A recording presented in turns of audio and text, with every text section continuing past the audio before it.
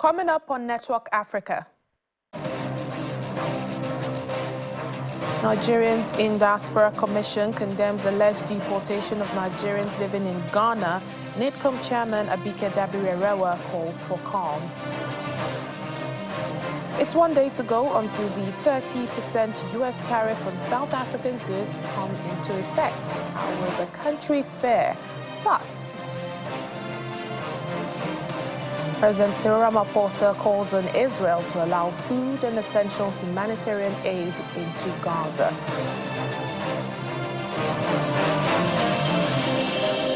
Hello and welcome to another edition of Network Africa. I'm Layo Olarinde.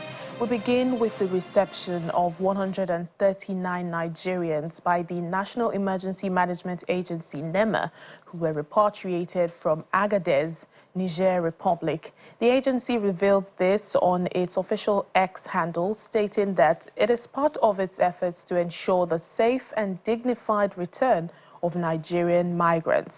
The returnees comprise of 22 male and 52 female adults, as well as 33 male and 32 female children.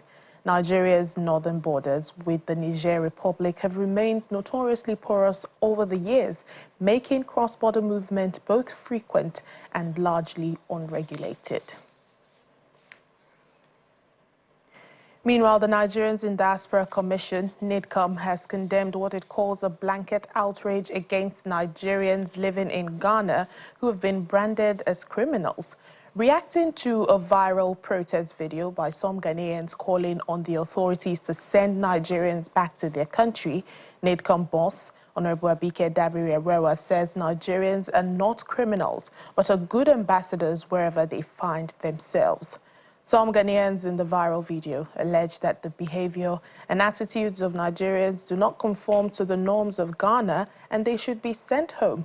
Well, the NIDCOM chairman is now appealing for calm, urging Nigerians living in Ghana not to be provoked or resort to violence, assuring that the issue is being handled at the diplomatic level by the Minister of State for Foreign Affairs, Ambassador Bianca Ojukwu.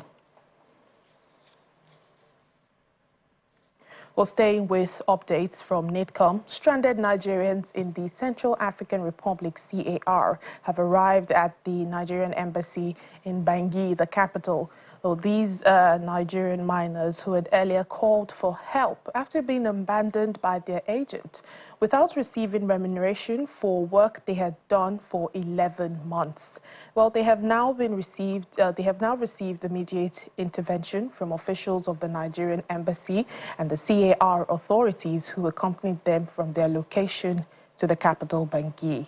In the meantime, the Nigerian agent who lured them into the job scam is said to have been identified and is expecting prosecution. Well, shifting gears now, amid rising global tensions and shifting alliances, the Consul General of China in Johannesburg, South Africa, Mr. Pan Jianzhen, says China and South Africa can play a key role in reshaping global economic governance. Speaking at an event marking the 80th anniversary of the victory in the Chinese People's War of Resistance against Japanese aggression and the World Anti-Fascist War, Mr. Jianzhen called for a renewed commitment to true multilateralism. Our South Africa correspondent, Innocent Samosa, reports. It's a celebration of the 80th anniversary of the victory of the Chinese People's War of Resistance against Japanese aggression and the World Anti-Fascist War.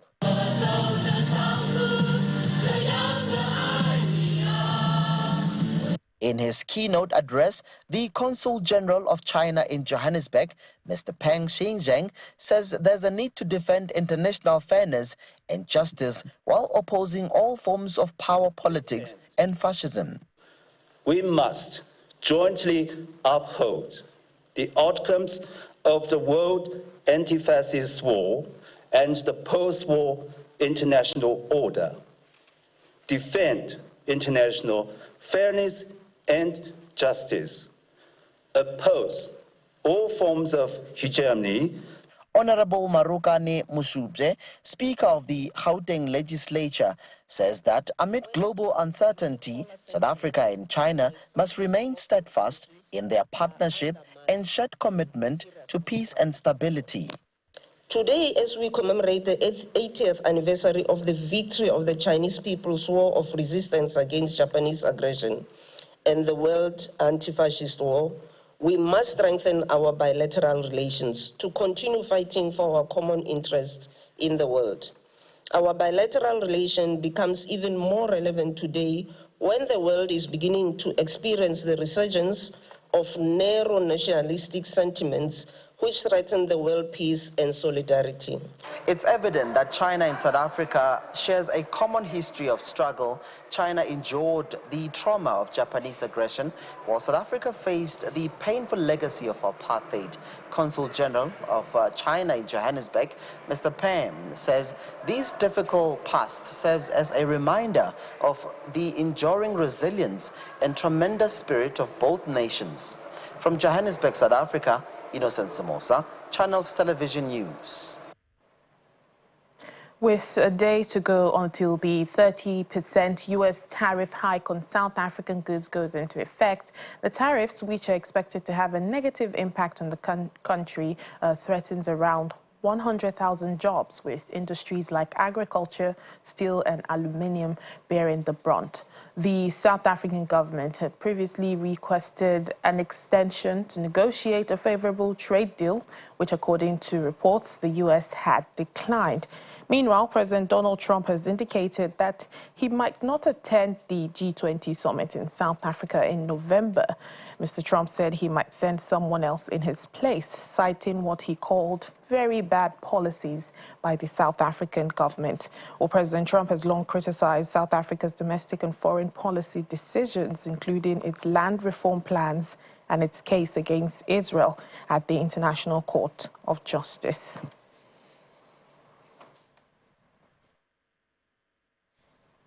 Well, let's discuss this further. We're now being joined by the founder and CEO of Mackway Fund Managers, Mr. Mackway Masilela. Thank you so much for joining us on our program. Thank you, and good afternoon to the viewers. Good afternoon to you. Well, with just one day to go before the 30% U.S. tariff takes effect, what should be the government's immediate strategy to this, especially in protecting the estimated 100,000 jobs that's at risk? My view is that the strategy shouldn't start now because there have been delays. Donald Trump gave us 90 days and we asked for an extension, then they rejected that. And we've been seeing that in that 90 days, other countries, they were busy getting their deals. And remember when we met with them on the sidelines of the Africa Summit, US-Africa Summit in Angola, they told us that there'll be a template that they would like to use as Washington, and that will be the template that they'll be using for the SADC countries. And it took time for us to get that template, but ultimately we got to a point where we've managed to make a proposal, and even though we've asked for an extension, that was not given to us.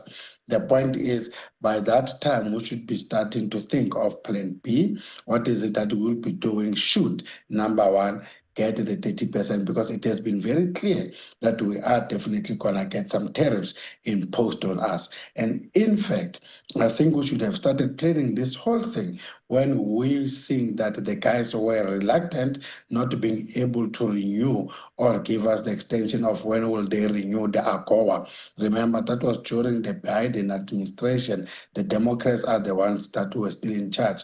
We're trying to get this AGOA thing, going so that companies who are benefiting from that can be able to plan well ahead, but it's still then there were delays. So I'm saying, as a business person, not necessarily as government, if I was benefiting from stuff like that, I would have started already to look for new markets, as we know that you cannot get new markets overnight. In the meantime, what would you say are now the long-term implications of these tariffs for South Africa's global trade competitiveness?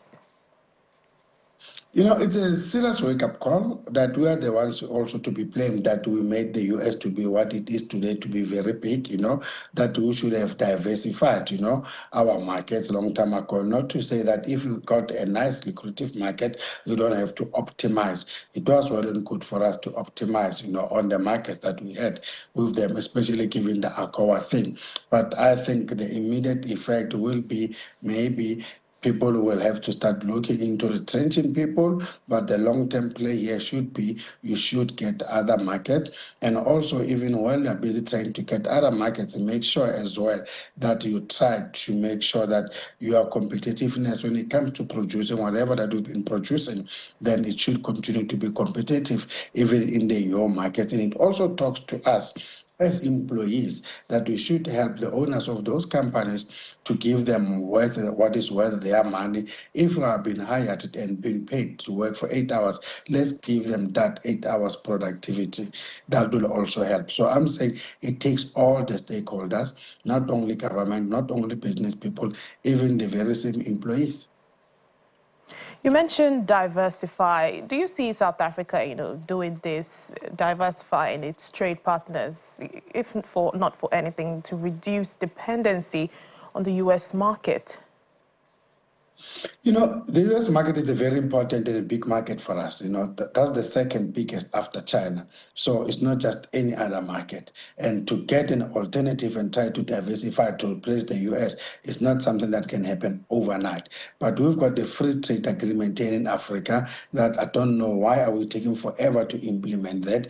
There's something that we could be doing, to try. Even if we continue to have access to the U.S. market, that could have been another market as well for companies as well, because we don't just have to do this because the U.S. probably will impose tariff. That could also help you, to generate more income and to get your business to grow, and also to exploit our relationship with the guys in Asia. So I'm saying we have to differentiate between government and business, because government is setting policies, to try to create an environment where business will be able to do business. But business people as well, because they're the ones that are running those particular companies. They're the ones who are selling to those particular destinations. They should have already started doing something. And where they're struggling, then get government to help them to open the necessary doors. So it's very important that we have to continue to get new markets, and it's not only just going to help with the tariffs, it will also going to help with generating more profits for that particular industry or company. All right then, Makwe Masilela, founder and CEO of Makwe Fund Managers. Thank you for speaking to us on our program. Thank you.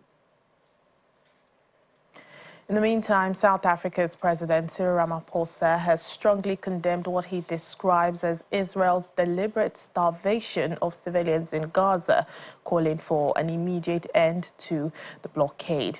He made this statement during the 2025 Liberation Movement Summit in Johannesburg, calling for Israel to allow food and essential humanitarian aid into Gaza. This comes after Israel had closed all border crossings into Gaza for more than 4 months, stopping the delivery of food, medicine and humanitarian aid, and also rejecting international calls for a ceasefire. We reaffirm our support for the peoples of Palestine, Western Sahara and Cuba. We condemn in the strongest terms the crimes against humanity and the genocide committed by the apartheid state of Israel against the people of Palestine. We are particularly horrified by the deliberate starvation of the people of Gaza. We call on the state of Israel to allow food and essential aid to be allowed in and to be distributed amongst the starving Palestinians. We call for an immediate end to the relentless bombardment of civilians and the destruction of their homes, their hospitals, their places of worship. We call on the world to stop the murder of children and babies through starvation. Our position remains very clear. Liberation is indivisible. We are not truly free until all are free. The program will continue in Angola, where at least 22 people, including a police officer, have been killed and more than 200 injured in protests against a rise in fuel prices. It's marking a dramatic escalation from the previous day's death toll of 4. Police say over 1,200 people have also been arrested in what began as a strike by taxi drivers opposing the price hike, which then escalated into one of the most widespread and disruptive waves of protests the country has seen in recent years. The unrest, triggered by the government's decision to slash diesel subsidies, has led to widespread clashes, looting, mass arrests, with tension spreading from the capital, Luanda, to other provinces. In the meantime, President João Lourenço's cabinet has held an emergency meeting to assess the security crisis and also to coordinate the law enforcement response. Many individuals outside of Africa are tracing back their roots, tracing their roots back home, especially from America. U.S. singer Ciara recently found out her DNA led to Benin Republic. Ludacris officially also became a Gabonese citizen alongside his mother and daughters during a trip honoring his wife's roots. Or earlier on, Channels Television's Amarachi Ubani got to chat with another American, Eric Moore, a consultant with Newsmax, a U.S. media firm, who recently found out his heritage is here in Nigeria. Eric Moore. Yes. Welcome to Lagos. Thank you. Welcome to Nigeria. I'm sure that when you made up your mind to come to this country, something drew your attention to this place. Mm-hmm. I'm not sure you actually thought that Nigeria would be your first stop in Africa, right? Well, there's layers to that. So I've been to Africa before, but I was told coming to Nigeria that I have not really been to Africa until I came to Nigeria. And so I'm gonna let that just kind of ride a little bit and go with that, right? But no, this is quite exciting. This is a quite exciting experience for me. And you've only been, I would say you've only been 2 seconds in Nigeria. Mm-hmm. And you're already telling me— In Nigeria time. Yeah, in Nigerian time. And you already have a Nigerian name. Yes. What is it? It is Ajani. Ajani? Ajani. Okay. He who has overcome, right? Okay. That's a Yoruba name. Yeah, that's a Yoruba name. I am a Black American, and there's communities in America, Black Americans in particular, who are really interested in learning their ethnic DNA.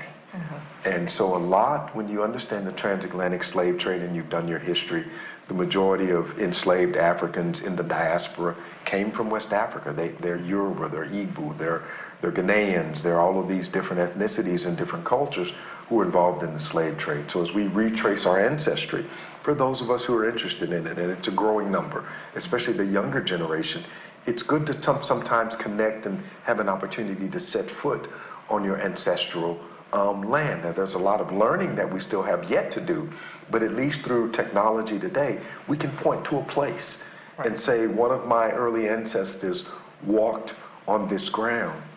One of my early ancestors spoke this language. One of my early ancestors ate this cuisine. And for many of us, that's fulfilling. So you've never traced your DNA, right? I have. You have? Yes, I have. So what and my what paternal lineage, paternal lineage is Yoruba. My maternal lineage is from Sierra Leone, Mende. Oh. But my paternal Y chromosome comes all the way to Yoruba land. Wow. Yes. So did it feel familiar for you coming back home?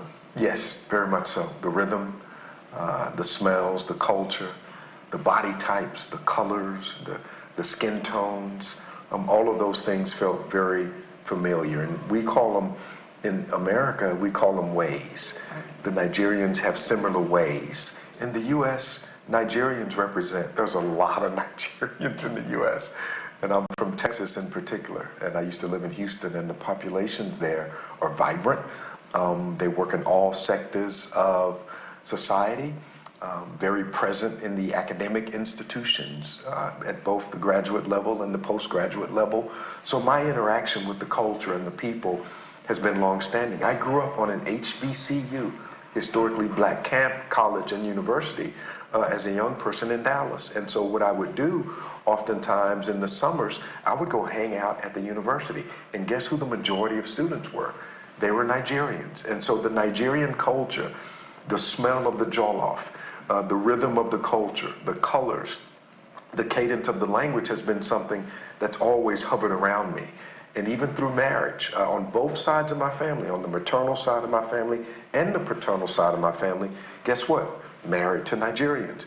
And guess what many of them have produced on both sides? Twins. Twins. Twins. Oh my goodness. Twins. Oh my goodness. That is such a Nigerian thing to have twins. Okay, so I'm curious. And twins had twins. So lots of twins, and I'm not surprised, on both sides, as you said. Yes. Do they give them, the Nigerian names? Because here we have names for twins. Oh, my goodness. We have the Taiwo Kede for the Yoruba culture, and then the other names for the other cultures. So do those names exist, on the sides of your family? Yeah, our sophistication level hadn't gotten there yet. We still have some acculturation to do, maybe the next generation. But there's so many layers to Nigerian culture. Yeah. It's layers and layers. I mean, we're talking about, an ancient people. And so it's very exciting. It's exciting. And here's another term that I use. We call them ways. That's what black Americans use from the early days. They'll say, man, you got ways like your grandmother, or you got ways like your grandfather. And ways oftentimes translates into just the way you are, how you sit in your chair, how you talk, little things you say, how you laugh, how you dress, right? How you move through space and time. And so what I'm finding, a lot of the ways of my kinfolk and family in the U.S. are very similar to the ways of the Nigerians that I've encountered here in Lagos in particular. I think it's safe to say that you will be answering this question partially because it has to do with jollof rice. Oh my goodness. And you already said it, that you have Nigerian roots. Yes. You are connected. You found your DNA here in Yoruba land. Of course. So tell us, Eric, which jollof is the best? Well, there's only one answer to that, and I have to say the Nigerian jollof is the best jollof that I've had. Exquisitely exquisite. And I'll leave it at that because I've got friends from other nationalities and I hope they don't see this, but I love the competition, right? I love it. But no, the Nigerian jollof is extraordinarily exquisite. It is, a meal that brings people together. But there are also other cuisine, other foods in the Nigerian cuisine. There's egusi soup. There is, I can hype the food here. But the more I talk about it, the more hungry it makes me feel. So Yes. But before you came to Nigeria, I'm sure you had impressions of the country, of what it was like, because you'd never been, right? What were those impressions? I hadn't, but I try not. Impressions, man, we can use that word, but it was more of a historical understanding of the country and how the country came to be, and I wanted to experience it with open eyes, right? And so perspectives and all of that. They existed, but I wanted to experience it with new eyes, with open eyes. I knew I would find a vibrant people. I knew I would find people that are brown. I knew that I would find cultural diversity. I knew that I would find a very astute and knowledgeable population. I knew that I would find a population that moves at its own rhythm. I knew that I would find a population that is very proud of who they are and the culture that exists not only within Nigeria, but how that culture spreads around the world. So I knew to a degree that I would encounter those things. But it's so much different when you're in it, when you're in the heartbeat of it, when you walk outside and you see the different complexions and the body types and the way that we walk and all of these things. And so it's kind of like being in the past and the present and the future all at the same time, because when you look at Nigeria, when you look at Africa as a whole, it's the youngest population on planet Earth. And I'm looking at people who've done a lot with a lot, but I'm also looking at people who are doing a lot with not a lot, if that makes sense, right? So I see ingenuity, I see innovation, I see a thirst for life, I see a thirst for progress. I see those things in the faces that I've encountered since I've been here, and that is refreshing because I see similar things in the younger generation of Black Americans as well.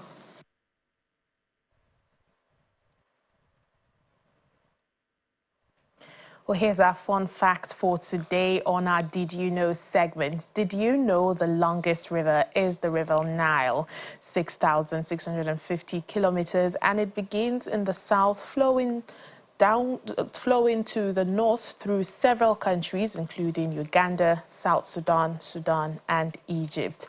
Well, the largest lake in Victoria is Lake Victoria. Did you know it's 68,800 kilometers square in Eastern Africa and is located between Tanzania, Uganda, and Kenya? It's the largest lake in Africa by area and the second largest freshwater lake in the world. Well, did you know the Sahara Desert is the largest desert, covering approximately 9.2 million kilometers square, and it stretches across northern Africa, making it the world's largest desert. It's also the largest hot desert in the world, spanning across 11 African nations in North Africa, including Algeria, Chad, and Sudan.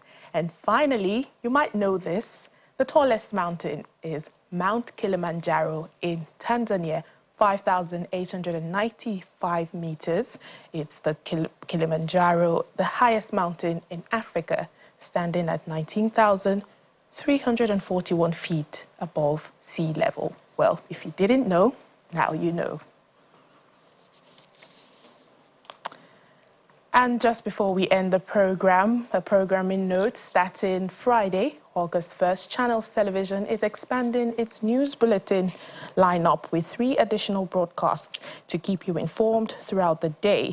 1 p.m. is the midday update, bringing you the latest headlines and breaking news to get you through the afternoon. At 4 p.m., the afternoon briefing offers an in-depth look at current events and expert analyses. And 5 p.m., we'll be providing you an update on the day's most important stories with updates and special guests. All these come your way ahead of our flagship program, News Bulletin, The News at 10. Well, don't miss a bit. Tune in to Channels TV starting August 1st for more comprehensive news coverage all day long. And that's it on the program. Thank you for watching. I'm Layo Olarinde.